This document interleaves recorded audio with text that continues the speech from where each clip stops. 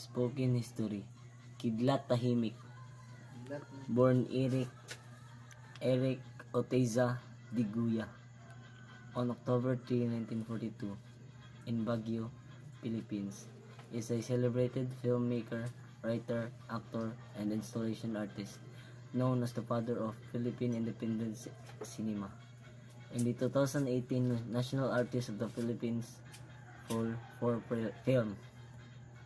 Key information: education and early life. He studied at the University of the Philippines, Diliman, and earned an MBA from Wharton School, later working for the OECD in Paris before abandoning economics to pursue art in 1972. Filmmaking career. His works align with the Third Cinema Movement, critiquing neocolonialism.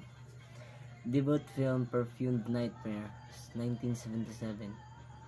Won awards at Berlin Film Festival, and other notable works include Turumba, 1981, and Balikbayan, #1, Memories of Development Redux 3, 2015.